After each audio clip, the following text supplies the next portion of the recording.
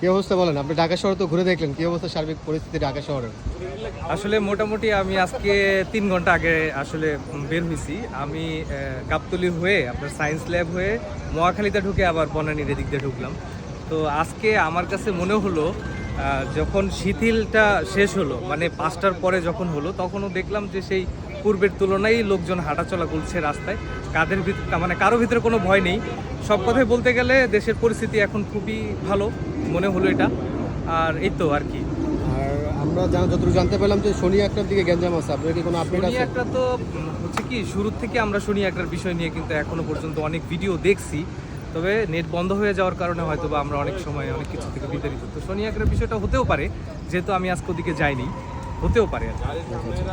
আমরা শুনলাম যে শনি একটাতে নাকি এখনো ওইখানে দাওয়া পাল্টা দেওয়ার মতো একটা অবস্থা চলতেছে। এই সার্বিক বিষয়গুলি একটু আগে আসলে জানতে দেখেন, পারলাম। আমরা কিন্তু অনেক কিছুই শুনতেছি। আমরা কিন্তু মাঝখানে কিন্তু একটা কথা শুনছি, খালেদা জিয়া মারা গেছে। এটা তো আসলে কেউ মারা না। এবং অনেক কিছুই শুনছি যে প্রধানমন্ত্রী শেখ হাসিনাও নাকি বাইরে চলে গেছে। কিন্তু সবকিছু কি মানুষের ভিতরে একটা ধোঁয়াশার মতন কাজ করতেছে। ধোঁয়াশার মতো কাজ করছে। কারণ আমরা কিন্তু এখনো অনেকেই ঘরের ভিতরে কিন্তু বসে আছি, কেউ কিন্তু ওইভাবে আমরা বাইরে নেই। যদিও আমরা গণমাধ্যম কর্মীরা বাইরে থেকে অনেক অনেক কষ্ট করে আর কি নিউজ সংগ্রহ করে সাধারণ মানুষকে জানানোর চেষ্টা করতেছি। আপনারা যা জানেন সেটা হচ্ছে শোনা কথায়, আর প্রপারলি কথা হচ্ছে মাননীয় প্রধানমন্ত্রী কেন যাবে, আমাদের দেশ তার দেশ, সে থেকেই একটা সমাধান করে ফেলেছে।